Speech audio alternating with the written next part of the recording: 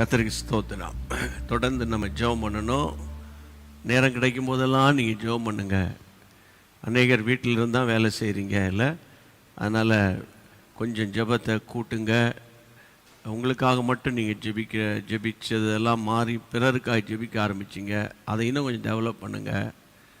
ஜெபத்தில் கொஞ்சம் ஒரு ஆண்டவர் பைபிளில் வாசிக்கும்போது வசன ஜெபம்னு இருக்குது. ஒவ்வொரு வசனத்தை சொல்லி அதன்படி ஜெபிக்கிற ஜெபம். சபைகளின் எழுப்புதல் மறந்துடக்கூடாது. அப்படி இருக்கணும். கிறிஸ்தவர்களுக்கு சொல்கிறேன், இன்னும் மனம் திரும்பலையே ஒழுங்கா, இன்னும் என்னுடைய ஸ்டபன் கேரக்டர் மாறலையே, எனக்கெல்லாம் தெரியும் அது மாறலையே, அதனால்தான் நம்ம சபைகளுக்குள்ள ஒரு எழுப்புதல் தாமதிக்குது. அர்ப்பணிச்சிருவோம். நம்ம தேவன் நமக்கு கிருபை செய்வார். God bless you. வார்த்தைக்கு போவோமா? கர்த்தருடைய வசனத்துக்கு போகலாம். தேவனுடைய பிள்ளைகளே, இந்த நாட்களில் ஆண்டவர் பல விதங்களில் நம்மோடு இடைப்படுகிறார். போன வாரம் தொடர்ந்து நான் சொன்ன மாதிரி கிட்டத்தட்ட பல வாரங்களாக எலெக்ஷனுக்காக ஜெபிச்சு எலெக்ஷனுக்கு தேவ கிருபையினால் ஸ்மூத்தாக நல்லபடியாக முடிஞ்சுது. பெரிய ஒரு நெருக்கமோ உபத்திரம் இல்லாமல் நல்லபடியாக முடிஞ்சது. இனி நமக்கு அதனுடைய முடிவுகள் மே 2ஆம் தேதி வரும். அது வரைக்கும் ஜெபிக்கணும்னு சொன்னேன் நேற்று, ஞாபகம் இருக்கா? எலெக்ஷன் தான் முடிஞ்சது பிரதர், திரும்ப அதுக்கு எதுக்கு ஜெபிக்கணும்? இப்போ தான் ரொம்ப கவனமாக ஜெபிக்கணும். அப்படியா? எதுக்கு ஜெபம் பண்ணணும் அப்படின்னா, ஆண்டவரே உம்முடைய நாமம் மகிமைப்படணும், உம்முடைய ராஜ்யத்துக்கு விரோதமாய் கிரியை செய்கிற ப்ரேயர் பாயிண்ட்ஸை கவனிங்க. உம்முடைய ராஜ்யத்துக்கு விரோதமாய் கிரியை செய்கிற சத்துருவின் ராஜ்யத்தின் தந்திரங்கள் அழிக்கப்படணும். இதுதான் ப்ரேயர் பாயிண்ட்டு. கர்த்தாவே, உம்முடைய ராஜ்யத்துக்கு விரோதமாக கிரியை செய்ய நினைக்கிற சத்துருவின் ராஜ்யத்தின் தந்திரங்கள் முற்றிலுமாய் அழிக்கப்படுவதாக அப்படின்னு நீங்கள் ஜெபம் பண்ணணும். கர்த்தருக்கு ஸ்தோத்திரம். அதில் எல்லாம் அடங்கி போச்சு. இல்லை கொஞ்சம் டீட்டெயிலாக எனக்கு புரிய மாட்டேங்குதுன்னா அது வாட்ஸ்அப்பில் கேளுங்க, நான் சொல்லி கொடுக்குறேன். Praise God. வாசிப்போம். ஏசாயா தீர்க்கதரிசியின் புத்தகம் நேற்று வாசித்த 11ஆம் அதிகாரம் 2ஆம் வசனம். ஞானத்தையும் உணர்வையும் அருளும் ஆவியும், ஞானத்தை உணர்வை அருளும் ஆவியும், ஆலோசனையையும் பலனையும் அருளும் ஆவியும், ஆலோசனை பலனை அருளும் ஆவி, அறிவையும் கர்த்தருக்கு பயப்படுகிற பயத்தையும் அருளும் ஆவியும் ஆகிய கர்த்தருடைய ஆவியானவர் அவர் மேல் தங்கியிருப்பார். இதில் கர்த்தருடைய பிள்ளைகளை ஆவியானவருக்குள்ள ஞானம், உணர்வு, ஆலோசனை, பலனு, அறிவு, பயம், இப்படி நிறைய, அதாவது பொக்கிஷன்னு சொல்லலாம். ஆவியானவர் உங்களுக்குள்ள எனக்குள்ளே வந்துட்டார்னாலே அவர் இருக்கார்ல, இவ்வளோ ஒரு ட்ரெஷர் அது ஆவியானவர். அதனால தான் கர்த்தருடைய பிள்ளைகளே, உலகம் முழுவதும் சபை பரவி இருக்கிறதுக்கு காரணம் என்ன நினைக்கிறீங்க? காரணம் என்ன நினைக்கிறீங்க? நிறைய பிரசங்கியார் இருக்கிறாங்க, அப்படி கிடையாது. தேவ ஆவியானவருடைய ஆளுகை தான். அப்போ இதில் நிறைய விஷயம் இருந்தாலும் இன்றைக்கு நம்ம பேசி கொண்டிருக்கிறது என்னென்னா, ஆலோசனையை அருளும் ஆவியானவர். சாதாரண தமிழில் சொன்னால் ஆலோசனை கொடுக்கும் ஆவியானவர்.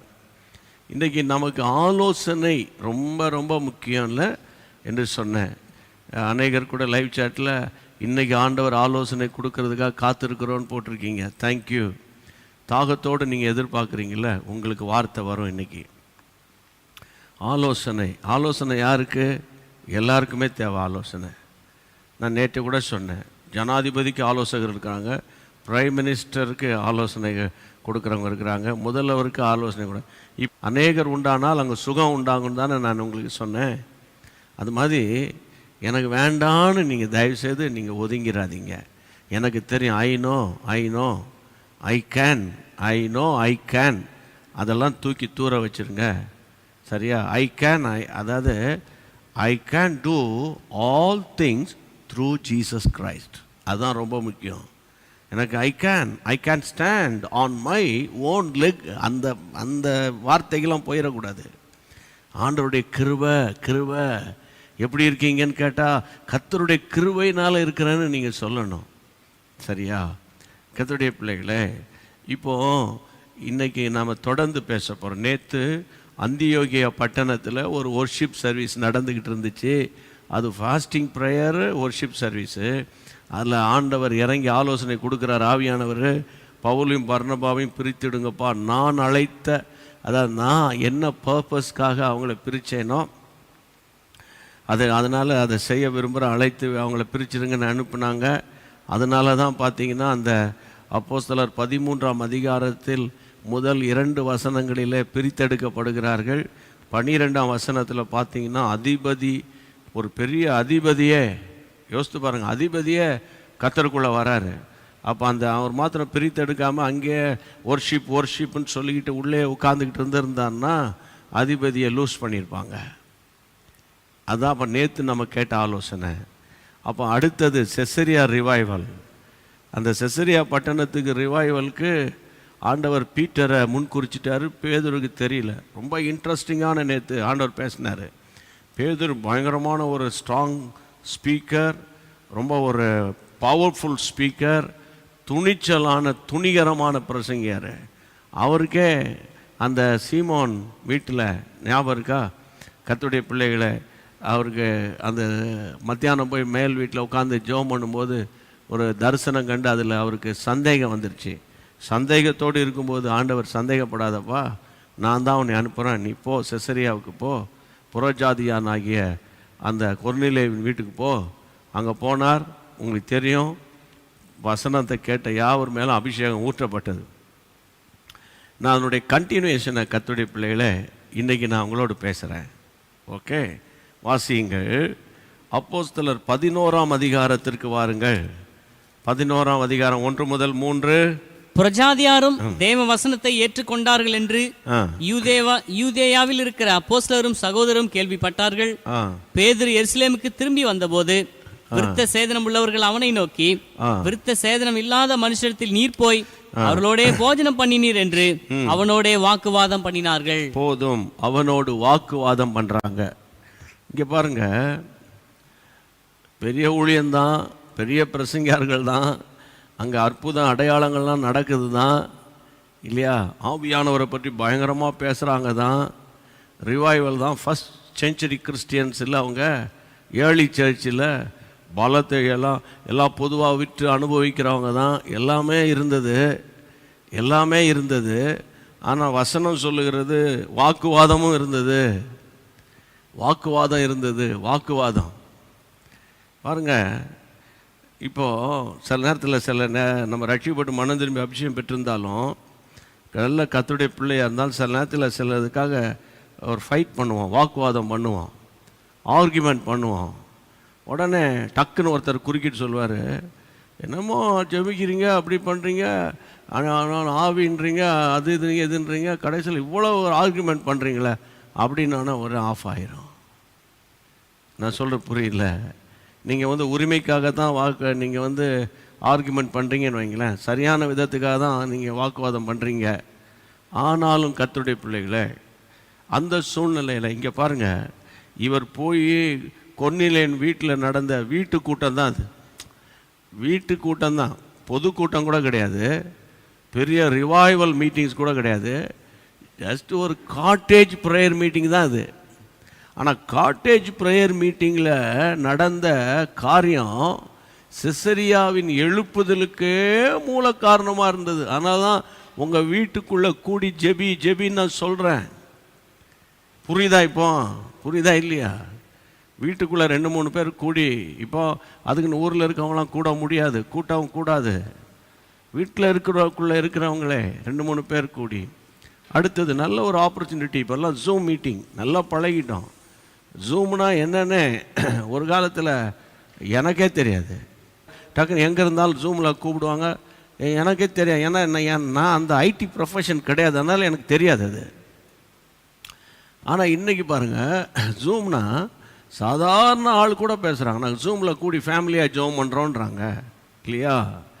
அப்போ அந்த மாதிரி ஒரு திட்டத்தின் கீழே குடும்பமாக ஜோம் பண்ணலாம். பாருங்க, அந்த வீட்டில் நடந்த கூட்டத்தில் நடந்த ஒரு எழுப்புதல் அந்த ஊருக்குள்ளே அது பற்றி தீ போல் பற்றி பிடிச்சிது. வசனம் சொல்லுகிறது, கர்த்தருடைய பிள்ளைகளே, வேதத்தில் வாசிக்கிறோம், புறஜாதியாரும் வேத வசனத்தை, அதாவது 11ஆம் அதிகாரம் முதல் வசனம், புறஜாதியாரும் வேத வசனத்தை ஏற்றுக்கொண்டார்கள் என்று யூதேயாவில் இருக்கிற அப்போஸ்தலர் சகோதரர் கேள்விப்பட்டாங்க. அப்போ கொர்னிலேவின் வீட்டுக்குள்ளே நடந்த ஒரு ரிவைவல் யூதேயா வரைக்கும் போகுது. யோசித்து பாருங்க, எவ்வளோ டிஸ்டன்ஸ் தெரியுமா? கால்குலேட் பண்ணால் ரொம்ப, அதாவது நல்லா கவனிக்கணும், எருசலேமிலிருந்து யூதேயா, கர்த்தருடைய பிள்ளைகளே, அது ரொம்ப தூரம். அப்போ அவ்வளோ தூரத்துக்குள்ளே அந்த வீட்டில் நடந்த கூட்டம், அந்த செல்ஃபோன் கிடையாது அந்த காலத்தில், டெலிகம்யூனிகேஷன் கிடையாது. அங்கே அந்த அந்த வீட்டு கூட்டம், வீட்டில் நடந்த ரிவைவல் வந்து யூதேயா வரைக்கும் போயிடுச்சு. அப்படிலாம் கொஞ்சம் திங்க் பண்ணுங்க. திங்க் பண்ண உடனே எருசலேமில் அங்கே ஜென்ரல் பாடி மீட்டிங் கிடையாது, அதாவது டயசிஸ் கவுன்சில் மீட்டிங் கூட சொல்லலாமா. அவங்க வந்து கூடி விருத்த சேதனம் இல்லாத மனுஷன் இடத்துல நீங்கள் போய் அதில் வேறு போய் அவனோட போய் உட்காந்து சாப்பிட்டுட்டு வேறு வந்துட்டிங்களா? அப்போ பார்த்தீங்களா இவங்க ஆவி இருக்குது, உள்ள ஆவி இருக்குது, ஆனால் சுவாபம் மாறலை. ஆவி இருக்குது, இதுக்கு ஆலோசனை வேணும்.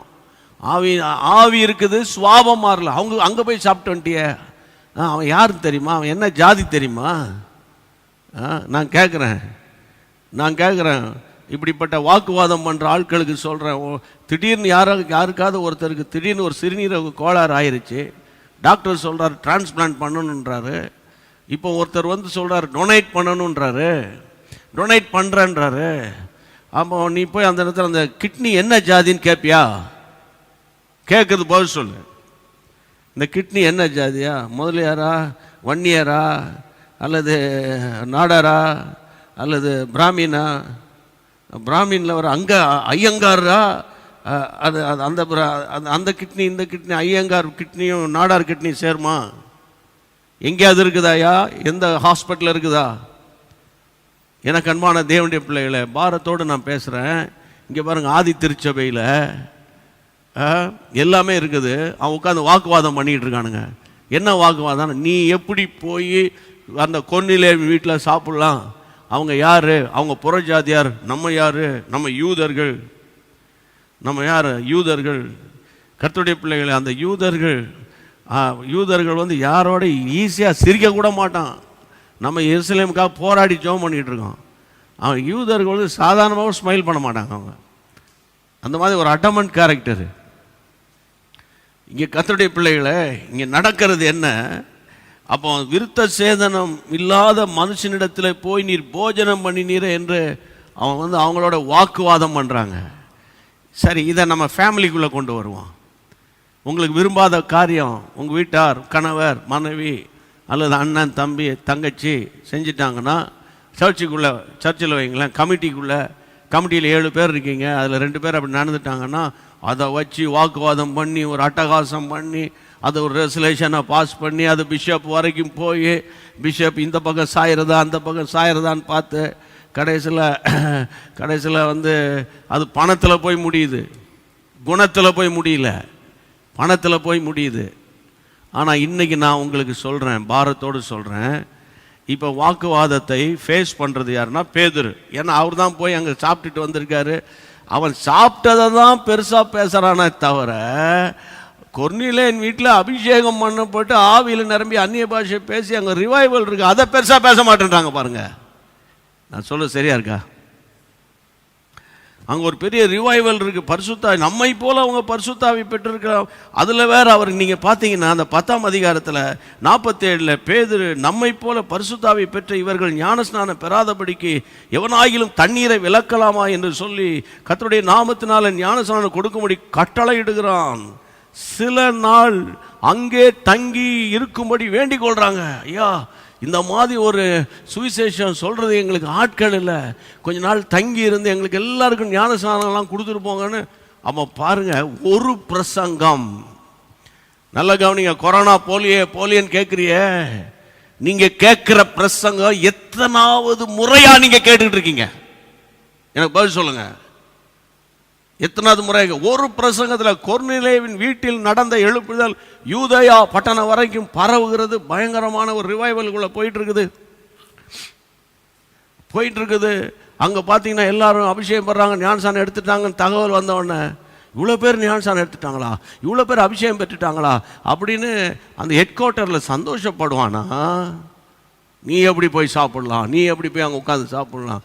அவனுக்குள்ளே பாருங்க அந்த அந்த அந்த அந்த அந்த அந்த ஜென்ம சுவாபம், பிறவி குணம் மாறல பாருங்க. இன்னைக்கு பிறவி குணம் மாறல பாருங்க. கர்த்தருடைய நாமத்தினால உங்களோட நான் பேசுகிறேன். இப்போ இந்த பிரச்சனையை பேதுரு எவ்வளோ சந்தோஷப்பட்டு அவர் வந்திருப்பார் அந்த ஊரை விட்டு, இல்லையா?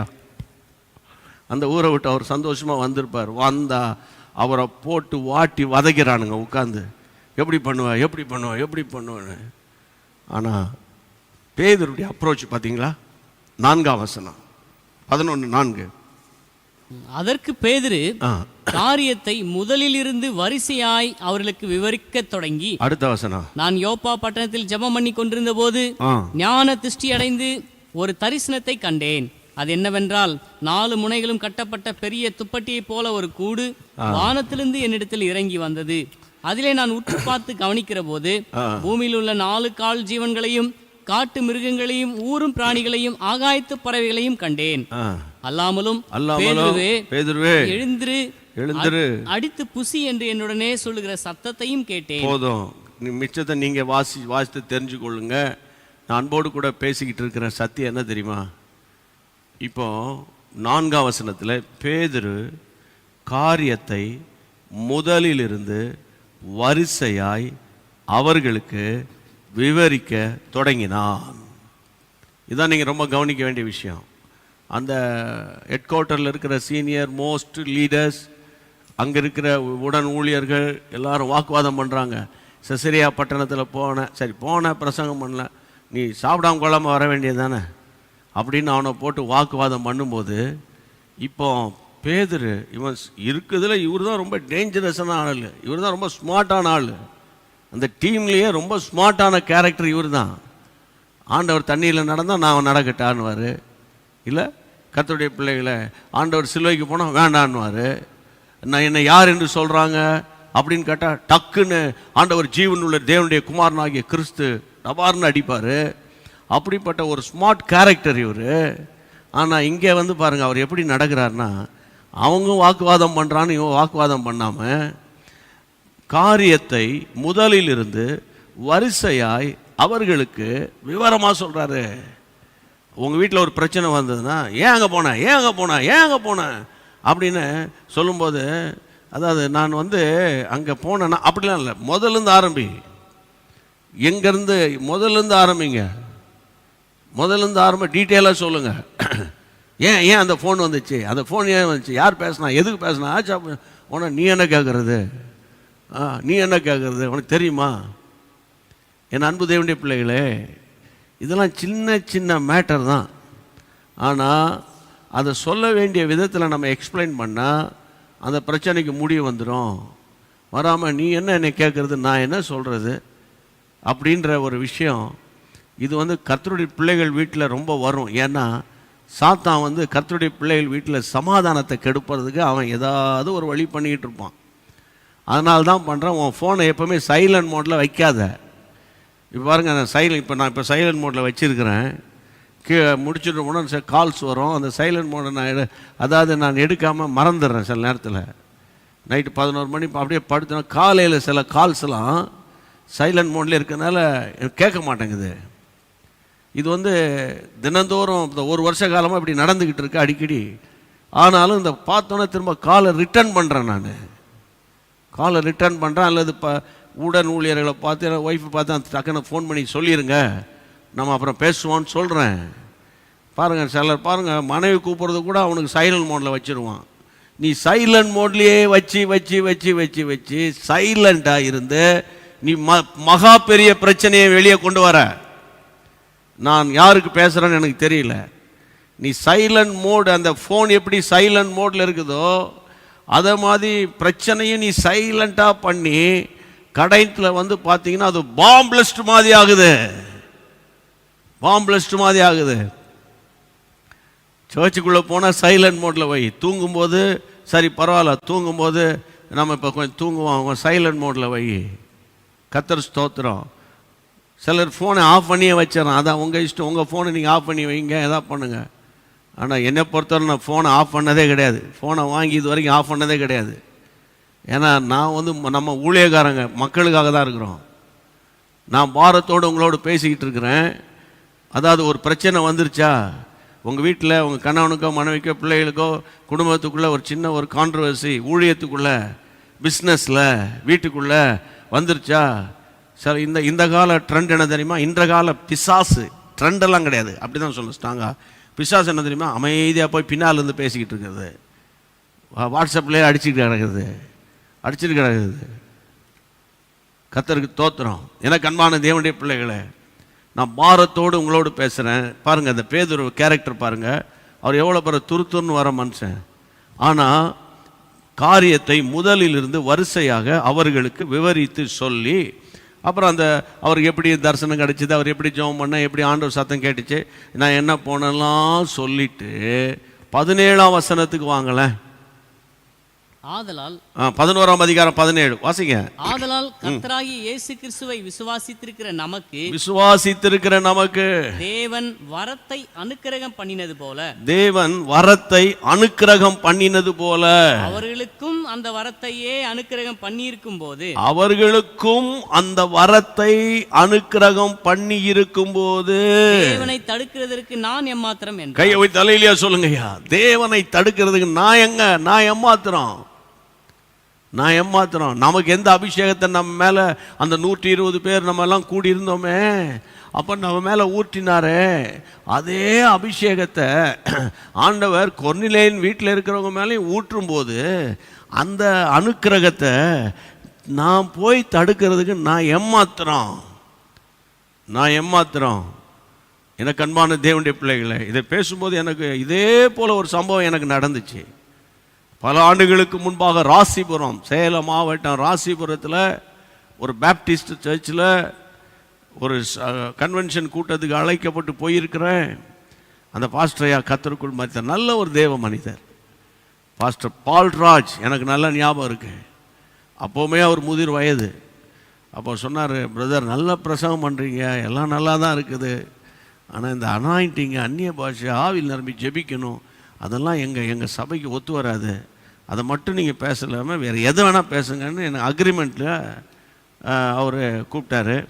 முதல்ல போக மாட்டேன், வரமாட்டேன், சாரி சார்னு. அதுக்கப்புறம் சரின்னு ஒத்துக்கிட்டேன்னா அக்ரிமெண்ட்டுக்கு ஒத்துக்கல, சரி போவோன்னு ஒத்துக்கிட்டாச்சு. முதல் நாள் அவர் சொன்ன மாதிரியான வயசில் பெரியவர். அப்போ நான் ரொம்ப ரொம்ப சின்ன பையன். அப்போ வந்து அவருக்கு உண்மையாக சொல்கிறேன், அவருக்கு ஏற்ற மாதிரியே பேசிட்டு வந்துட்டேன். ஆண்டவருக்கு ஏற்ற மாதிரி இல்லை, அவருக்கு ஏற்ற மாதிரி பேசினா. அவர் சொன்னார், வெல்டன் பிரதர், ரொம்ப நல்லா இருந்துச்சு பிரதர்னாரு. என் உள்ளத்தில் நீ யாரை ப்ளீஸ் பண்ணுறடா நீ அப்படின்னு இருந்துச்சு. சாட்டர்டே இதே கதை.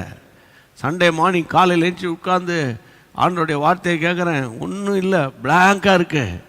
என்ன ஆண்டவரே எதுக்கு வந்த இந்த ஊருக்கு, எதுக்கு உன்னை அனுப்புனேன், என்ன செய்யணும், ஆவியான நிறைவை பற்றி பேசுகிறியா இல்லையானார். ஓகே ஆண்டவர். அன்னைக்கு பார்த்தீங்கன்னா சண்டே மார்னிங் அவ்வளோ அந்த சர்ச் ஃபுல்லாக மக்கள் இருக்காங்க. நான் சொல்லிட்டேன் ஆரம்பத்தில், ஒருத்தராவது உங்கள் பாஸ்டர்ட்டு சண்டைக்கு போயிடாதீங்க. அவர் என்னை அந்த அக்ரிமெண்ட்லலாம் சென்னையிலேருந்து இங்கே வர வச்சார். அந்த அக்ரிமெண்ட் வந்து 2 நாள் தான். 3ஆம் நாள் என்னால் அதை கீப்பப் பண்ண முடியல. ஏன்னா நான் தேவனுடைய சித்தத்தை நிறைவேற்றணும். கர்த்தருடைய ஆவியானவர் சபைக்கு வேணும். ஆவியினால் சபை நடத்தப்படணும், சபை வருகைக்கு ஆயத்தப்படணும். அதனால் நீங்கள் தயவுசெய்து மனுஷன் அபிஷேகத்தை பற்றி பேசுகிறேன்னு அன்றைக்கு கர்த்தர் சொன்ன வார்த்தையை பேசிட்டேன். பேசுனது மட்டும் இல்லை, ஆல்டர் கால் கொடுத்தேன், அழைப்பு கொடுத்தேன், இந்த அபிஷேகம் யாருக்கெல்லாம் வேணும்னு. அதாவது என் கண்ணால் என்னால் நம்ப முடியல. அந்த சர்ச்சில் இருந்த எல்லாருமே முன்னுக்கு வந்துட்டாங்க. ஆல்டரில் பின்னாலெல்லாம் சேர்லாம் காலியாக கிடக்குது. நீங்கள் நம்ப மாட்டீங்க, அவ்வளோ பேர் அபிஷேகம் பெற்றாங்க. கர்த்தருக்கு தான் மகிமை. நான் அதுக்கப்புறம் மேலைகள் அங்கங்கே பார்க்கல. என்ன அந்த கமிட்டி அது இதெல்லாம் இருக்குல்ல, அமைதியாக கீழே குனிஞ்சிட்டு இருந்தேன். பாஸ்டரே வந்தார், பிரதர் சொன்னது மாதிரியே தான் நான் சொன்னேன். அவர் வந்து இன்னைக்கு மீறி பேசினார். அதாவது நம்ம எல்லாரையும் மீறி அவரே வந்து இறங்கிட்டார். அவரே வந்து இறங்கிட்டார். இனி என்னால் என்னப்பா செய்ய முடியும்? இந்த வேர்டை அவர் பயன்படுத்தினார். கர்த்தருக்கு மகிமை உண்டாகட்டும். இன்றைக்கி அந்த சபை இருக்குது ராசிபுரத்தில். விசுவாசிகள் ஒருவேளை நீங்கள் கேட்டுக்கிட்டு இருப்பீங்க. அப்போ நான் ஒன்று சொல்கிறேன் உங்களுக்கு. அதாவது பார்பர் வேலை பார்த்தா ஒழுங்காக பார்பர் வேலை பார்க்கணும். அப்போ தான் கடை வந்து ஆசீர்வாதமாக இருக்கும். என்ன சொல்கிறீங்க? அது மாதிரி ஊழியக்காரனாக இருந்தால் ஆண்டவருடைய சித்தத்தின்படி ஊழியம் செஞ்சோன்னா ஊழியம் ஆசீர்வாதமாக இருக்கும். போய் சேர வேண்டிய இடத்துக்கு நம்ம போய் ஒழுங்காக சேரலாம். இங்கே பேதுரு சொல்கிறாரு, அவரே வந்து இறங்கி அனுக்கிரகம் பண்ணும்போது நம்ம என்னப்பா செய்ய முடியும்? நான் தடுக்க முடியுமா? அவர் அதை தான் சொல்கிறார். தேவனை தடுக்கிறதுக்கு நான் யார்? நான் எம்மாத்திரம். 18 வசனம் வாசியுங்கள். 18. இவைகளை அவர்கள் கேட்டபொழுது அமர்ந்திருந்து. இவைகளை அவர்கள் கேட்டபோது அமர்ந்திருந்து. ஒரு நிமிஷம், அதில் ஒரு வார்த்தை இருக்கு. இவைகளை கேட்டபோது அவர்கள் அமர்ந்திருந்து அப்படின்னா என்ன அர்த்தம்? அது வரைக்கும் அவன் டென்ஷனாக நிற்கிறான். இது எப்படி விடக்கூடாது இந்த ஆளை? நம்ம எப்படி நம்ம பரம்பரை என்ன? நம்ம யாரு? நீ எப்படி செசரியாவுக்குள்ளே போனதே தப்புன்னா அதில் வேற போய் உட்காந்து சாப்பிட்டுட்டு வேற வந்திருக்கிற.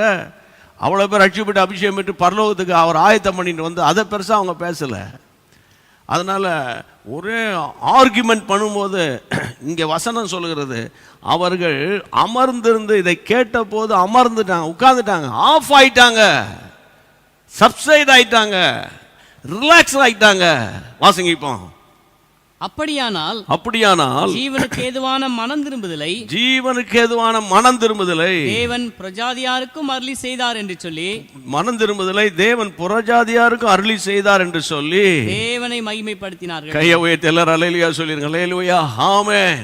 அவங்க சொல்றாங்க, ஜீவனுக்கு ஏதுவான மனம் திரும்புதலை தேவன் புறஜாதியாருக்கும் அருளி செய்தார். அப்போ இவங்க பார்த்தீங்கன்னா உண்மையிலேயே உங்களுக்கு விஷயம் தெரியாத ஆட்கள்.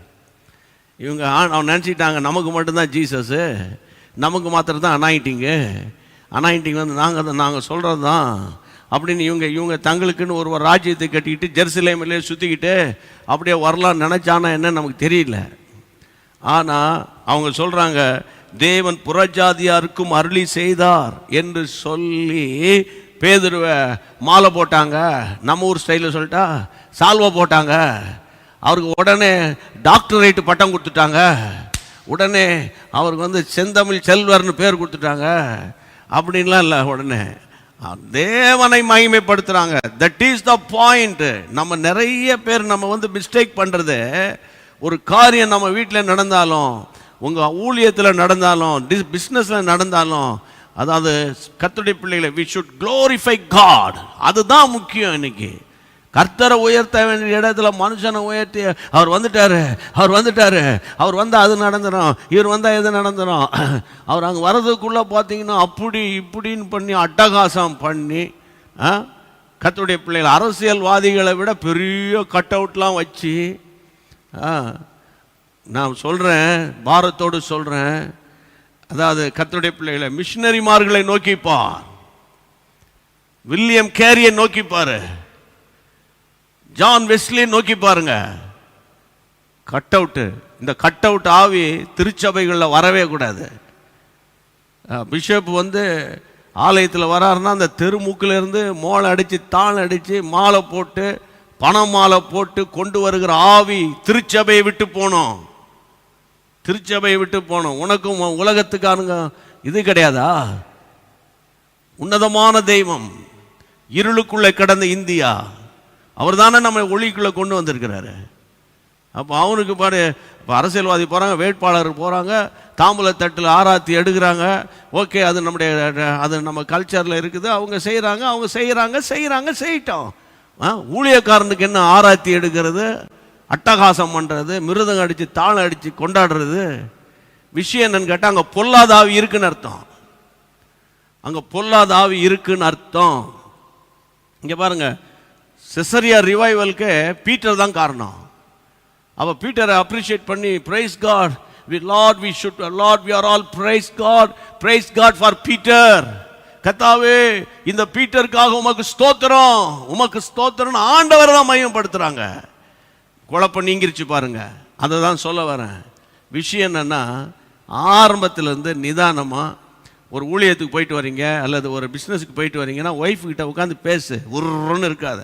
ஃபோனும் கையுமா காணாத ஃபோனை கண்டுட்டேன்னு சொல்லி எந்த நேரமும் உள்ளே வரும்போதே அந்த ஃபோனை பார்த்துட்டே வர்றது. நீங்கள் என்ன நம்முடைய பிரைம் மினிஸ்டருக்கு நீ என்ன பக்கத்துணையாக நிற்கிறியா? அப்படியே பார்த்துட்டு வர்றது, பேசுறது. ஒழுங்காக வாயை திறந்து எங்கே போயிட்டு வந்த, எதுக்கு போனீங்க, எங்கே வந்தீங்க, கொஞ்சம் டீட்டெயிலாக பேசு. வாயை திறந்து பேசுறது கிடையாது, ஒன்றும் கிடையாது, உருன்னு இருக்கிறது. அப்போ எப்படி வீட்டுக்குள்ளே சமாதானம் வரும்? இல்லை, சமாதானம் வரும். மாறிடணும் நம்ம. ஐயா, குடும்பம் தான்யா நமக்கு ரொம்ப முக்கியம். நம்ம வீட்டில் சில பிரச்சனை இருக்குது. அதனால் கர்த்தருடைய பிள்ளைகளை அமைதியாக, நம்ம லாட்ஜில் இல்லையா, வீட்டில் இருக்கிறேன்யா. லாட்ஜில் கிடையாது, வீட்டில் இருக்கிறோம். அதனால் ஒரு வீட்டில் சில பிரச்சனை வரும். வீடுனா பிரச்சனை வரும்யா. நான் சொல்கிறேன், வீடுனா பிரச்சனை வரும். ஒரு அம்மா கேட்டேன் நான் முந்தா நாள் எங்கள் ஆஃபீஸில், உங்கள் ஹஸ்பண்டு சண்டை போடலையான்னு. எனக்கும் அவருக்கு சண்டையே வராது. நான் சொன்னேன் அது வீடு இல்லைன்னு. என்ன அப்படி சொல்லிட்டீங்கன்னு. அது இது ஏதாவது சின்ன சின்ன மிஸ் அண்டர்ஸ்டாண்டிங் வரும். அதுக்கப்புறம் ஓ அதா அப்படியா அப்படியா அது மாறிடணும். நீ ஒன்றுமே வரலன்னா அது ஒரு டேஞ்சர்.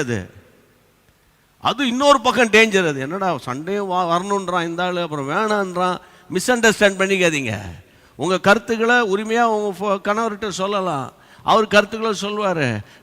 கொஞ்சம் ஒரு மாதிரி பேசும். அது அப்புறம் ஓகே அப்படியா, ஓகே ஓகே ரைட் விடு அப்படின்ற மாதிரி இருக்கணும். சில பேர் பார்த்தீங்கன்னா நம்ம இந்த செய்தி தொடர்பாளர்களாக இருப்பாங்க பார்த்தீங்களா, கட்சி சார்பாக அவங்க அவங்க அவசரப்பட்டு வாய் விட்டுறக்கூடாதுன்னு பேப்பரில் எழுதி கொண்டு வாசிக்கும். அந்த அளவில் தான் இன்றைக்கி ஒருத்தன் பேசிக்கிட்டு இருக்கான் வீட்டில். ரொம்ப கேர்ஃபுல்லாக பேசணும். அண்ணன் தம்பிகிட்ட பேசும்போது ரொம்ப கேர்ஃபுல்லாக பேசணும். இல்லைன்னா அவன் நம்மளை வேறு மாதிரி பிளாக் லிஸ்ட்டில் வச்சுருவான். ஏய், நாளைக்கு என்ன நடக்க போகுதுன்னு நமக்கு தெரியாது.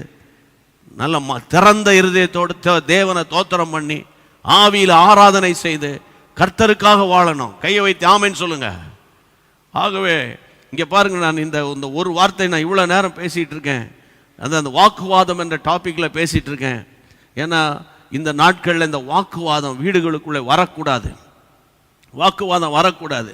நீ ஆரம்பத்திலே சொல்லிடணும். ஆரம்பத்திலேருந்து ஒவ்வொன்றா சொல்லணும். என்னைக்கா தெரிஞ்சு கேட்டோன்னா அது என்னன்னா இது அப்படிலாம் இழுக்கக்கூடாது. ஸ்ட்ரெயிட் ஃபார்வர்டாக சொல்லிடணும். இதுதான் தேவ பிள்ளைக்கு அடையாளம். இதுதான் தேவ பிள்ளைக்கு அடையாளம். அதனால் இந்த கடைசி நாட்களில் பிள்ளைகள் ஏதாவது தவறு பண்ணிட்டீங்கன்னா நீங்கள் ஒத்துக்கோங்க. அப்பா அம்மாட்ட இது பண்ணிட்டேன் அதுன்னு சொல்லி நீ அதோட வெளியே வந்துடணும். பாருங்கள், வந்துடணும். அது கணவன் பண்ணிட்டா ஒய்ஃப் தானே சொல்லிடணும். அம்மாட்ட சொல்லிடணும். பிரதர்ஸும் சொல்லிடணும். சாரி நான் அப்படி சொல்லிட்டேன், நான் அவசரப்பட்டு பேசிட்டேன் அப்படின்னு சொல்லி பேசி அதோட விட்டு அதுலேருந்து வெளியே வந்துடணும். அதுக்கப்புறம் நீ ரொம்ப ஜாக்கிரதையாக நடக்கிறது, ரொம்ப சென்சிட்டிவாக நடக்கிறது, கேர்ஃபுல்லாக பேசுறது. இதெல்லாம் யார்கிட்ட பேசுகிறோன்னா பக்கத்து வீட்டுக்கு பேசும்போது, ஏற்ற வீட்டுக்கு பேசும்போது, வெளியே ட்ராவல் பண்ணும்போது மற்றவங்கள்ட்ட அப்படி கேர்ஃபுல்லாக பேசணும். அப்போ சொந்த வீட்டுக்குள்ளே இருந்துக்கிட்டு கேர்ஃபுல்லாக பேசுறது, அப்படி பேசுறது, இந்த மாதிரிலாம் ரொம்ப சூப்பர் இன்டலெக்சுவலாக இருக்க வேண்டிய அவசியம் கிடையாது. ஆமாம், திறந்த இருதயத்தோடு இருக்கணும், திறந்த நிருபங்களாக இருக்கணும். கையை வைத்து ஆண்டவர் ஸ்தோத்திரம் பண்ணுங்க. ஆமென். கர்த்தருக்கு ஸ்தோத்திரம். இந்த வீட்டுக்குள்ளே வாக்குவாதங்கள், சபைகளுக்குள்ளே வாக்குவாதங்கள், நான் தான் பெரியவன், நீ தான் சின்னவன், இல்லை நாங்கள் தான் பெரிய ஆட்கள், ஆமாம் என்னை பாட விடலை, என்னை ஆட விடலை. யாராவது ஒருத்தன் என்னை ஜெபிக்க விடலைன்னு சொல்கிறானா? சொல்ல மாட்டான். நான் வேணா இப்போ இதை கொடுக்குறவங்ககிட்ட என்னை பாட விடலை, ஆராதிக்க விடலை, இதைத்தான் சொல்கிறானே தவிர நான் கொஞ்சம் ஜெபம் நடத்துகிறேன் பாஸ்டர், பிரதர், நான் ஒரு ஜெபம் நடத்துகிறேன், ஒரு அரை மணி நேரம் ஆவியில் நிரம்பி முழங்காலில் நின்று நான் ஜெபிக்க வரேன் அப்படி சொல்கிறவன் எத்தனை பேர்? சொல்கிற சகோதரி எத்தனை பேர்? எதுக்கு எடுத்தாலும் நான் ஆராதிக்க வரேன், நான் ஒர்ஷிப் பண்ண வரேன், ஆராதிக்க வரேன். அப்போ நீ ஒர்ஷிப்புக்கு ஆராதனைக்கு நீ எகென்ஸ்ட் ஆனாலா? இல்லையே. ஆராதனை இருக்கணும், ஆண்டவர் பாதத்தில் முழங்கால் இருக்கணுமே, அங்கத்தானே பாயிண்ட். அடுத்தது மூணாவது வசனம் இருக்கணுமே. இதெல்லாம் மூணும் ஒன்றாக இணைந்தால் அங்கே சின்ன சின்ன மிஸ் அண்டர்ஸ்டாண்டிங் பாருங்க. இவங்க ஆதி திருச்சபை எவ்வளோ பெரிய ஆட்கள், பயங்கரமான அனாயிண்டிங்கில் இவங்க ஜீசஸை முகமுகமாக பார்த்து ஆண்டவரோடு வாழ்ந்து அவருடைய வாக்குத்தத்தத்தின் அபிஷேகத்தை பெற்று 1ஆம் நூற்றாண்டில் யூதர்களை எதிர்த்து பிரசங்கித்த பிரசங்கியார்கள் இவங்கெல்லாம். ஆனால் அங்கேயும் இந்த வாக்குவாதத்தின் ஆவி விடலை பாருங்க, வாக்குவாதத்தின் ஆவி விடலை. அப்போ நீங்கள் இந்த நாட்களில் நம்ம இதை வச்சு ஒப்பு கொடுத்து நிதானமாக சொல்லி காரியத்தை அன்னைக்கே அந்த ஃபைலை க்ளோஸ் பண்ணிடணும். கர்த்தருக்கு தோத்திரம். ஆமென். அடுத்த வார்த்தைக்கு போகலாம் வேகமாக. எனக்கு அன்பான தேவனுடைய பிள்ளைகளே, இந்த சத்தியங்களுக்காக நான் ஆண்டவருக்கு நன்றி சொல்கிறேன். நீங்கள் வாசிக்க வேண்டிய அடுத்த காரியம் என்னென்னா, அப்போஸ்தலனாகிய பவுல், அதாவது அப்போஸ்தலர் நடபடிகள் 16ஆம் அதிகாரம் 16க்கு வாங்க. 16 5ஆம் வசனம்.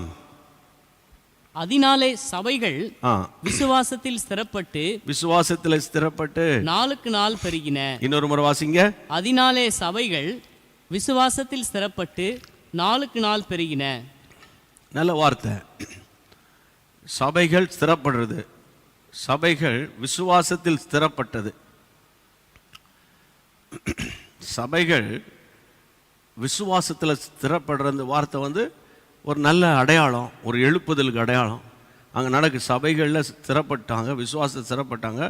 அதுக்கப்புறம் அதை விட பியூட்டிஃபுல்லாக இருக்குது, நாளுக்கு நாள் சபை அப்படியே விரிவடைஞ்சிக்கிட்டே போகுது, சபை பெருகிக்கிட்டே போகுது. ரொம்ப சந்தோஷமாக இருக்குது ஊழியம் நல்ல. ஆனால் 6ஆம் வசனம் பாருங்களேன், வாசிங்க டக்குன்னு.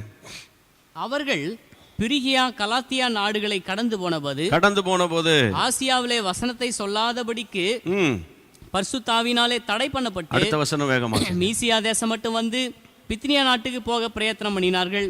ஆவியானவரோ அவர்களை போக ஒட்டாதிருந்தார். எனக்கு அன்பான தேவனுடைய பிள்ளைகளே, 5ஆம் வசனத்தில் விசுவாசத்தில் வளர்ச்சி, ஸ்திரப்படுதல், அப்புறம் சபைகளில் நாளுக்கு நாள் டே பை டே ஒரு பெரிய ரிவைவல், சபை பெருகிட்டே போகுது. அப்படின்னா கொஞ்சம் அப்படி இமேஜின் பண்ணி, வாரம் இந்த வாரம் 100 பேர்னா அடுத்த வாரம் 200 பேர், அடுத்த வாரம் 300 பேர், அப்படி நல்ல உற்சாகமாக சபை போயிட்டே இருக்கும்போது அப்போ அந்த ஊழியக்காரங்க எப்படி இருப்பாங்க? ரொம்ப சந்தோஷமாக நம்ம அடுத்தது என்ன செய்யலாம் அப்படிங்கிற ஒரு நோக்கத்தோடு அவர்கள் யார்? அந்த சபையில் ஊழியம் செய்கிறவங்க, தேவ மனிதர்கள், கர்த்தருடைய தாசன் அப்போஸ்தலனாகிய பவுல், அவங்க அந்த பிரிகியா கலாத்தியா நாடுகளை கடந்து போன போது உடனே ஏஷியன் கண்ட்ரிக்குள்ளே போகலாம், அங்கேயும் போய் நம்ம போனால் அங்கேயும் சபைகளை ஆரம்பிக்கலாம், அங்கேயும் சபை வளர்ச்சி அடையுங்கிற ஒரு நல்ல எண்ணத்தோட அங்கே வசனம் சொல்லுகிற ஆசியாவில் வசனத்தை சொல்லாதபடிக்கு பரிசுத்த ஆவியானவர் தடை பண்ணுறாராம். ஐயா, வசனத்தை பரிசுத்த ஆவியானவர் தடை பண்ணுவாரா? வசனத்தை தடை பண்ணுவாரா? நீங்கள் யோசிக்கணும். கர்த்தருடைய பிள்ளைகளே, பரிசுத்த ஆவியானவர் தடை பண்ணுவாரா? இதுக்கு என்ன சொல்ல? நீங்கள் இயேசுன்னு சொல்கிறதா?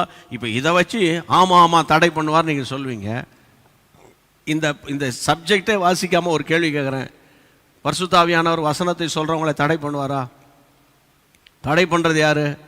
சாத்தான் தானே தடை பண்ணுவான். ஆனால் இங்கே பரிசுத்த ஆவியானவர் ஆசியாவுக்குள்ளே வசனம் போக வேண்டாம் இப்போ அப்படின்னு பரிசுத்த ஆவியானவரால் தடைப்பட்டப்படுறாங்க. உடனே இவங்க என்ன செய்கிறாங்க? 7ஆம் வசனத்தில் மீசியா தேசம் மட்டும் வந்து பித்தினியா நாட்டுக்கு போக பிரயத்தனம், அதாவது திங்க் பண்ணி யோசித்து சரி அடுத்த பக்கம் போகலாம் அப்படின்றாங்க. ஆவியானவரோ அவர்களை போக ஓடவே இல்லை, முதல்ல தடை பண்ணுறாரு. ஏதாவது ஒரு தடையை பண்ணி தடை பண்ணிட்டாரு. இந்த காரியத்துக்கு ஆண்டவர் அனுமதியே கொடுக்க மாட்டேங்கிறாரு. நல்லா புரிஞ்சுக்கோங்க, இதை ஊழியத்துக்கு மட்டும் சொல்லலை, ஃபேமிலி லைஃபுக்கு சொல்கிறேன், பர்சனல் லைஃபுக்கு சொல்கிறேன், ஃப்யூச்சருக்கு சொல்கிறேன். இப்போ பார்த்தீங்கன்னா அங்கே 5ஆம் வசனத்தில் சபைகளில் வளர்ச்சி, விசுவாசத்தில் பெருக்கம், சபை ஸ்திரப்படுது, நல்லா பியூட்டிஃபுல்லாக போய்கிட்டு இருக்குது, நல்ல வார்த்தை போய்கிட்டே இருக்குது. ஆனால் அது வந்து ஊழியத்தினுடைய ஒரு போர்ஷன், அது ஒரு பகுதி. ஆனால் இன்னொரு பகுதியில் அவங்களுக்கு ஒரு டிஸ்டர்பன்ஸை பார்க்குறாங்க. ஆசியாவுக்கும் போக விட மாட்டேங்காரு. அப்புறம் அடுத்த நாடு மீசியா தேசம் மட்டும் வந்து பித்தினியா நாட்டுக்கு போகலான்னா அங்கேயும் போகிறதுக்கு அவங்களுக்கு ஒரு கிளியரன்ஸ் கிடைக்கல, தெளிவு கிடைக்கல அவங்களுக்கு. அப்போ தெளிவு கிடைக்கலன்னொன்னு நீங்கள் நல்லா புரியணும். இதே மாதிரி உங்களுடைய ஒவ்வொரு, இங்கே பாருங்கள், ஒரு கடைக்கு போகிறீங்க, ஒரு ஷர்ட் வாங்க போகிறோன்னு வைங்களேன், போகிறோம், அந்த அங்கே கத்துடைய பிள்ளைகளை அந்த அங்கே கிட்ட போனான்னு கடை அடைச்சிட்டான்னு வைங்களேன், சார் கொஞ்சம் திறங்க சார்லாம் சொல்லாத, பேசாமல் வந்து தோத்திரம் பண்ணிவிட்டு, அல்லது அதுக்கு அங்கே போகிற வழியில் பயங்கர டிராஃபிக் ஜாம் ஆகிட்டு, முக்கியமாக அந்த இடத்துக்கு ஒரு இடத்துக்கு போகிறீங்க, டிராஃபிக் ஜாம் ஆகிட்டு பயங்கரமாக ஆகிட்டு, அங்கே போகலாமா இங்கே போகலாமா அலையாதீங்க, தோத்திரம் பண்ணின்னு விட்டுருங்க. அதுக்கு இன்னொரு விஷயம் இருக்குது, அதுலேயும் நீங்கள் ஏழியராக கிளம்பி போயிருக்கணும், அது வேறு விஷயம் இருக்குது. ஆனால் சில நேரங்களில் ஆண்டவர் வந்து நம்மளை வந்து அனுமதிக்க மாட்டார், தடை பண்ணிடுவார். நல்ல உள்ளத்தில் அது எப்படி இதெல்லாம் எங்களுக்கு தெரியலையே, இதெல்லாம் நீங்கள் இப்படி சொல்கிறீங்க, எங்களுக்கெல்லாம் அப்படி மாதிரி ஒன்றும் வரலையே, அது எப்படின்னா வேறு ஒன்றுமே கிடையாது. நீங்கள் நல்ல ஆவியானவரை எப்பா தோத்துறோம் தோத்துறோம் டெய்லி. அதாவது நம்ம எப்படின்னா ஹாஸ்பிட்டலில் சிசியூவில் இருக்கும்போது அப்பா அப்பா அப்பா அப்பா அப்பா இறங்குங்கப்பா இறங்குங்கப்பா, டாக்டர் அங்கே வர்றாருன்னா டாக்டர் என்ன டாக்டர் அப்படின்றோம்ல, அது ஏன்னா அந்த மாதிரி தான் இருக்கும். அதே மாதிரி ஆவியானவரோட டெய்லி ஆவியானவரே இந்த காரியத்தை குறித்து என்னப்பா செய்கிறீங்க, ஒன்றுமே பதில் வர மாட்டேங்குதப்பா, ஸ்தோத்திரம்ப்பா, நீங்கள் செய்ய போகிறீங்கப்பா, நீங்கள் நான் வெயிட் பண்ணுறேன்ப்பா, தேங்க்யூப்பா அப்படின்னு சொல்லிக்கிட்டே இருக்கணும், பேசிக்கிட்டே இருக்கணும். நீங்கள் அது இந்த வழியை விட்டால் நீங்கள் உடனே நீங்கள் கூகுளில் பார்க்குறோம், இந்த வழியை விட்டோன்னே ஒரே டிராஃபிக்காக இருக்குது, கூகுள் சொல்ல இந்த வழியாக போ, அது நல்லது, அது வேறு மேட்டர். அதே மாதிரி நீங்கள் வந்து குறுக்கு வழியை தேடக்கூடாது, வெயிட் பண்ணணும். இங்கே பாருங்கள், அவன் பரிசுத்த ஆவியானவரை தடை பண்ணுறாங்க. அடுத்தது பரிசுத்த ஆவியானவர் அவர்களை போக விட்டாதிருந்தார். இந்த சூழ்நிலையில் மீசியா பக்கமாய் போய் துரோவாவுக்கு வந்தார்கள். 9ஆம் வசனம் முக்கியம், ஜெபம் பண்ண போறோம். அங்கே ராத்திரியில பவுலுக்கு ஒரு தரிசனம் உண்டாயிற்று. அது என்னவெனில், மக்கதோனியா தேசத்தான் ஒருவன் வந்து நின்று, நீர் மக்கதோனியாவுக்கு வந்து எங்களுக்கு உதவி செய்ய வேண்டும் என்று தன்னை வேண்டிக் கொண்டதாக இருந்தது. Come to the point. முதல்ல அங்க போனால் ஆசியாவுக்கு போகாதென்றார், இங்க வந்து அனுமதி கொடுக்கலன்ற போது அவங்க அப்படியே தேவ சித்தத்துக்கு தங்களை ஒப்பு கொடுத்துட்டு இருக்கும்போது வசனத்தில் அங்கே ராத்திரியில் ஒரு விஷன் வருது. அவளுக்கு அபிஷேகம் பெற்ற பிள்ளைகளை 4 வார்த்தை அந்நிய பாஷையிலேயே சாட்டிஸ்ஃபேக்ஷன் ஆகி எத்தனை வருஷத்துக்கு இப்படி இருப்பீங்க நீங்கள்? நான் கேட்குறேன். வெளிநாடாக இருக்கட்டும், உள்நாடாக இருக்கட்டும், கிராமமாக இருக்கட்டும், பட்டணமாக இருக்கட்டும், அந்த 4 வார்த்தை அந்நிய பாஷை தான். மிஞ்சி போனால் ஒரு 7-8 வார்த்தை அப்படி வரும். அதுக்குள்ளே ஒர்ஷிப் பண்ணுறவங்க டயர்டாக போயிடும், அதோட முடிஞ்சு, அவ்வளோதான். எவ்வளோ காலத்துக்கு இப்படி இருப்பீங்க நீங்கள்? நீங்கள் தான் அதெல்லாம் தரிசனம் சொல்கிறது, சொப்பனத்துக்கு அர்த்தம் சொல்கிறதெல்லாம் பாஸ்டருங்க தான், எவாஞ்சலிஸ்ட்டுங்க தான். நாங்கள் வந்து பார்வையாளராக வந்து இருப்போம், கையில் மார்க் போடுவோம் நோட்டில், பரவாயில்ல பேசுகிறாரு. இனி இந்த காலெல்லாம் செல்லுபடியாடாது. நீங்கள் தேவனுக்காக எழுமணும். வசனம் சொல்லுகிறது பாருங்க, ஒரு ஆண்டவர் அனுமதியை கொடுக்க மாட்டேங்கிறாருன்னொன்னே இவர் எப்பவுமே இப்படி தான் பண்ணுவார், நம்ம ஜெபம் பண்ணிக்கிடுவோம், போங்க பார்த்துக்கிடுவோம் அப்படின்னு போல. அன்று ராத்திரியிலே பவுலுக்கு கர்த்தர் தரிசனமாகி அங்கே பாருங்க தரிசனம் வருது. அது என்னன்னா, அங்கே ஒரு மக்கதோனியா தேசத்துலேருந்து ஒருத்தன் வந்து நிற்கிறாராம். அந்த தேசத்துக்காரர் சொல்கிறாராம், எங்களுக்கு நீங்கள் வந்து உதவி செய்யுங்கன்னாராம். உடனே 10ஆம் வசனத்தில் என்ன வாசிக்கிறோம்? அந்த தரிசனத்தை அவன் கண்டபோது அவர்களுக்கு சுவிசேஷத்தை அறிவிக்கும்படி கர்த்தர் எங்களை அழைத்தார் என்று நாங்கள் நிச்சயித்து கொண்டு உடனே மக்கதோனியாவுக்கு புறப்பட பிரயத்தனம் பண்ணினோம். நல்லா கவனிக்கணும் ஐயா, ஆண்டவர் சில நேரத்தில் தரிசனத்தின் மூலம் பேசுவார். அதே நேரத்தில் அந்த கப்பல் பிரயாணத்தில் பாதிக்கப்பட்ட போது பவுலே திடன்கொள், பயப்படாத, அதாவது பிராணனுக்கு சேதம் வராது, பொருட்களுக்கு தான் சேதம் வரணும், சத்தம் கேட்குது. நான் சொல்ல புரியுதா? சில நேரத்தில் சத்தம் கேட்கும், ஓகே, சில நேரத்தில் விஷன் வரும், தரிசனம் வரும், சில நேரத்தில் சொப்பனம் வரும். 3மே வரலையே, என்ன பண்ணுறது? லாக்டவுன் முடிஞ்சோன்னு இங்கே வாங்க, வேற என்ன பண்ணுறது? 3மே வரல, சொப்பனம் வரல, தரிசனம் வரல, சத்தமும் கேட்கல. அப்படின்னா எல்லாம் அந்த கொரோனா எல்லாம் அடங்கிரும். நம்ம ஒரு நாள் வந்து ஒரு கான்ஃபரன்ஸ் நடத்துவோம். இதெல்லாம் எல்லாத்தையும் பேசினானா, இந்த ஆள் ஏற்கனவே 7:30 7:45 8 வரைக்கும் இழுத்துட்டு போகிறாருன்னு ஒரு கூட்டம் பேசிக்கிட்டு இருக்குது. இப்போவுமே கர்த்தருடைய பிள்ளைகளே, அதாவது நீங்கள் கவலையே படாதீங்கன்னு சொல்கிறேன் நான். ஏதாயில் ஒரு விதத்தில் கர்த்தர் உங்களை தடை பண்ணிடுவார். நீங்கள் ஏசப்பாவே சார்ந்து இருக்கிற ஆளாக இருந்தால் ஏதாயில் ஒரு விதத்தில் நீங்கள் மீறி போனால் கூட உங்கள் டயர் பஞ்சர் ஆயிரும். புரியுதா? டயர் பஞ்சர் ஆனோன்னு யோசிக்கணும். டயர் பஞ்சர் ஆகணும், கொஞ்சம் யோசிக்கணும். அந்த நீங்கள் பஞ்சர் போடுற நேரத்தில் காரியம் மாறுதலாக முடிஞ்சிடும்.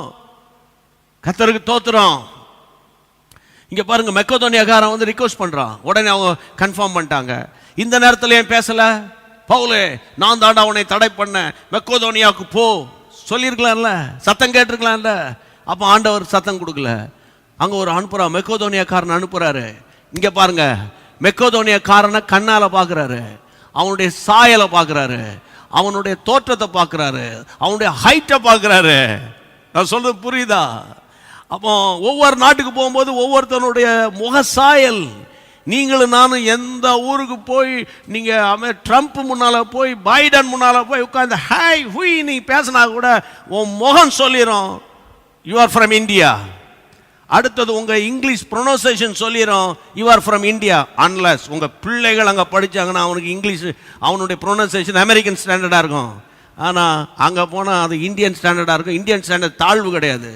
இங்கிலீஷனுடைய சிஸ்டமே நீ எந்தெந்த தேசத்தில் இருக்கிறியோ அந்தந்த ப்ரொனவுன்சியேஷனோடு அந்தந்த லாங்குவேஜோடு ஒத்து பேசு. அதுதான் அவங்களுடைய தாற்பயமே. அதுக்குன்னு போய் நாக்க போட்டு குழப்பி கிளப்பி அதெல்லாம் பண்ணி என்ன அட்டகாசம் நடக்குது தெரியுமா சில இடங்களில். அது வேற சப்ஜெக்ட், அதை விட்டுருவோம். நான் என்ன சொல்கிறேன்னு கேட்டால், ஏன் இந்த தரிசனத்தில் பார்க்குறாருன்னா, ஏன்னா இவர் மெக்கதோனியா நாட்டுக்கு போக போகிறாரு. போனால் அங்கே இருக்கிற ஆட்களை பார்ப்பாரு. அப்போ தான் தெரியும், ஆடாடா இதே ஃபிகரை தான் நான் அங்கே பார்த்தேன், தரிசனத்தில் பார்த்தேன். To you understand my point? தைரியமா இருங்க கர்த்தருக்குள்ள, கர்த்தருக்குள்ள தைரியமா இருங்க கர்த்தருக்குள்ள. எனக்கு அன்பான தேவனுடைய பிள்ளைகளே, இதே போல் தான் ஃபேமிலி லைஃப்பில், பர்சனல் லைஃப்பில் தேவன் நடத்துவார். அப்புறம் அவங்க வசனம் சொல்ல டைம் இல்லை, நான் நேராக போகிறேன். அவன் நிச்சயத்தை கொண்டு போக பிரயாணம் பண்ணி கப்பல் ஏறி போய் 12ஆம் வசனத்தில் மெக்கதோனியா தேசத்து நாடுகளில் உண்டாயிருக்கிற தலைமையானது ரோம குடியேறுமாத பிலிப்பி பட்டணத்தில் வந்து அங்கே அங்கே அந்த அந்த அந்த அந்த பிலிப்பி என்று சொல்லப்படுகிற அந்த முக்கியமான சிட்டியில் வந்து செட்டில் ஆயிட்டாங்க. ஆவியினால் நடத்தப்படுறாங்க. பாருங்கள் எவ்வளோ அழகா செட்டில் ஆயிட்டாங்க. அப்போ தான் அவங்க ஓய்வு நாளில் பட்டணத்துக்கு வெளியே போனால் அங்கே ஆற்றின் அருகே வழக்கமாக ஜபம் பண்ணுகிற ஒரு இடத்துல உட்கார்ந்து கூடி வந்த ஸ்திரீகளுக்கு ப்ரீச் பண்ணுறாரு. பெரிய பிரசங்கியார். அந்த பட்டணத்தின் எழுப்புதலுக்கு பேசுகிறப்போ சிஸ்டர்ஸ் மீட்டிங்கில் பேசிகிட்டு இருக்காரு. வழக்கமாக வசனம் சொல்லுங்க, ஆற்றின் அருகே வழக்கமாய் டெய்லி மீட்டிங் நடக்குது. வழக்கமாக இந்த ஆள் டெய்லி சட்டம் போடுறான்றீங்களே, இங்கே பாருங்க, டெய்லி வழக்கமாய் ஜெபம் பண்ணுகிற இடத்தில் உட்கார்ந்து பேசிட்டு இருக்கிறாங்க. 14ஆம் வசனம் வாசிங்க வேகமா டக்குன்னு. அப்பொழுது தியத்தியாரா ஊராலும் ரத்தாம்பரம் விற்கிறவளும் தேவனை வணங்குகிறவளும் ஆகிய லீதியாள் என்னும் பேருள்ள ஒரு ஸ்திரீ கேட்டுக்கொண்டிருந்தாள். சொல்லியவைகளை கவனிக்கும்படி கர்த்தர் அவள் இருதயத்தை திறந்தள்ளினார். இதுதான் விஷயம். ஒரு லீதியால டச் பண்றதுக்காக தான் கர்த்தர் அங்க தடை பண்ணி இங்க தடை பண்ணி மெக்கதோனியாக்காரனை கொண்டு வந்து விஷன்லாம் காட்டி கடைசியில் போய் அந்த அவர் வசனத்தில் வாசிக்கிறோம், ஆற்றின் அருகே அந்த ரிவர் சைடில் போய் அவர் அங்கே மீட்டிங்கில் பேசி அங்கே ஒரு பெரிய பணக்காரி மல்டி மில்லியனர் அந்த அம்மா அவங்க இருதயத்தை, லிதியாவின் இருதயத்தை கர்த்தர் திறக்கிறாரு. உடனே அடுத்த வசனத்தில் அவ்வளோதான், அங்கே மனம் திரும்புதல் ஞானஸ்நானம். உடனே அவங்க வந்து இன்வைட் பண்ணுறாங்க, என் வீட்டுக்கு வாங்க தங்குங்கன்னு. இதுதான் மினிஸ்ட்ரி. அவங்கள வச்சே கர்த்தர் அந்த ஊரில் ஒரு எழுப்புதலை உண்டாக்கிட்டார்.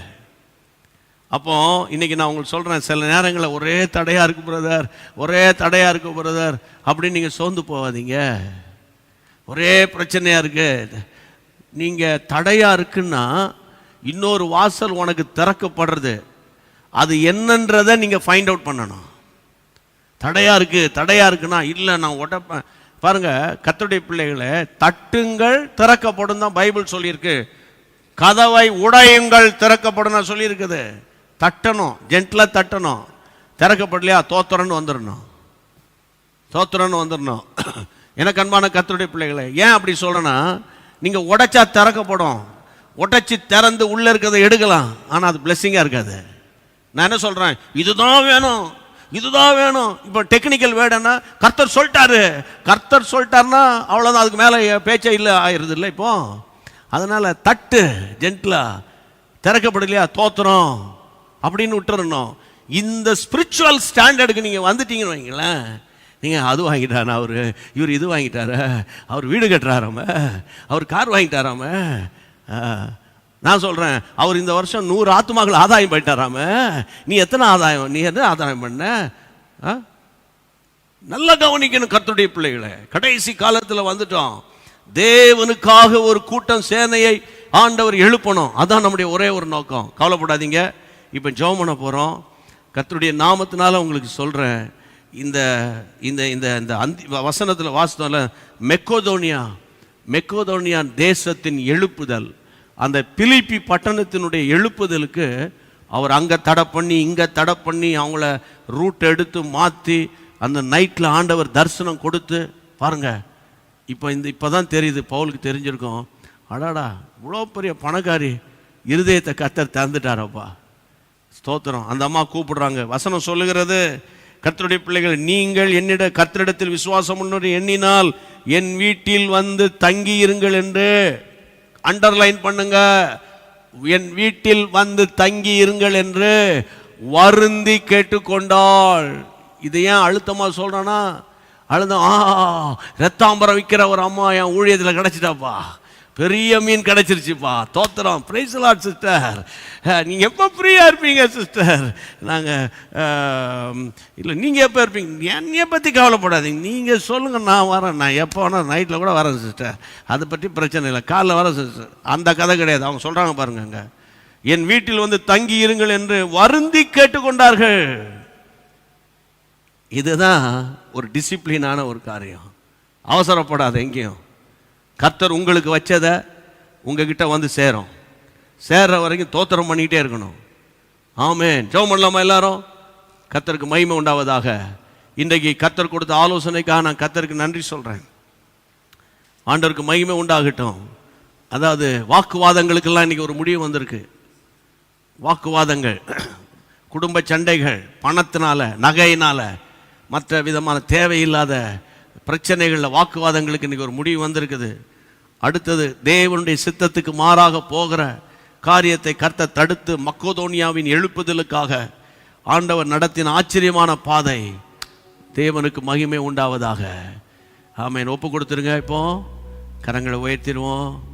ஏசப்பா, ஏசப்பா, நாங்கள் உம்முடைய பிள்ளைங்க தான்ப்பா. சில நேரத்தில் அவசரப்பட்டு சில தவறான டிசிஷன் எடுத்துடுறோம்ப்பா. ஒரு நேரம் இருக்கிற புத்தி மறுநேரம் மாறாட்டமாக இருக்குப்பா. என்னை ஒப்பு கொடுக்குறேன்ப்பா, ஜீசஸ், ஒப்பு கொடுக்குறேன்ப்பா,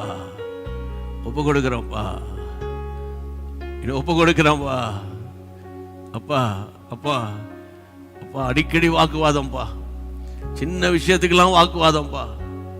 எத்தனையோ நாட்கள் ஒரே ஆர்குமெண்ட் தான்ப்பா. என் வாயும் சும்மா இருக்கிறது இல்லைப்பா, நானும் வாக்குவாதம் பண்ணிடுறேன்ப்பா. ஆண்டவரே அர்ப்பணிப்போம். நானும் கையை என் மார்பில வைத்து ஜெபம் பண்றேன்.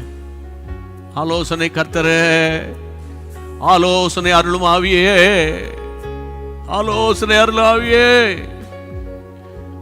ஆமென், ஆமென். ஆலோசனை அருளும் ஆவியே. ரிபாமா கமோ ஷேகேல் மகோதரோ ரியாரா ரியாலா மாத்துரோ ரியா கதாரா. ஆண்டவரே, ஆண்டவரே, ஆசியாவுக்கு போகணும்னு நினைச்சாங்க. கர்த்தாவே, மீசியா தேசம் மட்டும் வரணும், பித்தினியா நாட்டுக்கு போகணும்னு பிரச்சனை பண்ணாங்க. ஆவியான நீங்க அனுமதிக்கலப்பா. நான் ஏன் அனுமதிக்கல தெரியுமா? நான் உனக்கு வேற வழியை வச்சிருக்கிறேன்னு சொல்லாம கொள்ளாம நீங்க அமைதியா இருந்தீங்க ஆண்டவரே. அதே போல எங்க குடும்பத்திலும் சில நேரங்களில் நீர் அமைதியா இருக்கிறீங்க. ஒரு பெரிய ஒரு மாற்றத்தை நாங்கள் பார்க்க போகிறோம்.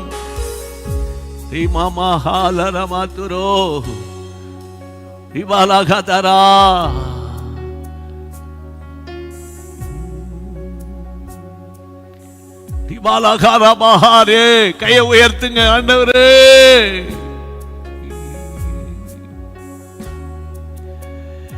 ஆண்டவரே நீங்க நடத்தினா போதும். ஆண்டவர் எங்களை வாலிப பிள்ளைகள் முதல் பெரியவர்கள் வரைக்கும் கையை உயர்த்தி, Holy Spirit of God, lead us, guide us, oh God. எங்களை நடத்துங்கப்பா. எங்கள் ஊழியங்கள் எல்லாம் நடத்துங்க. எங்க வீட்டுக்கு எங்க வியாபாரத்தை நடத்துங்க. எங்கள் குடும்பத்தை நடத்துங்க. எங்க பிள்ளைகளை நடத்துங்க. நீங்க நடத்துங்க.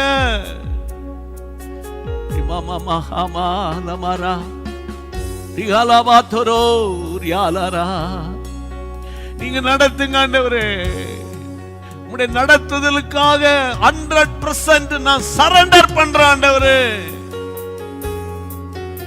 நடத்துங்கப்பா, நடத்துங்கப்பா. ஜெபம் பண்ணுங்க, நடத்துங்கப்பா. பாராமா ஹாராமா ஹாலாதானாமா இமாலயமே மேஹோ லோஹோ ரிபாகா சகா.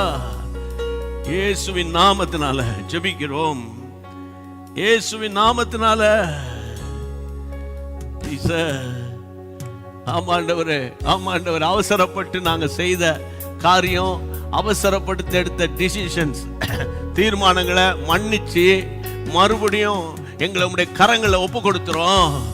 கர்த்தர் நல்லவர், கர்த்தர் நல்லவர். எங்கள் வீட்டுக்குள்ள இனி வாக்குவாதம் கிடையாது. எங்க ஃபேமிலி லைஃப்ல வாக்குவாதம் கிடையாது. எங்க ஊழியங்களிலும் வாக்குவாதம் கிடையாது.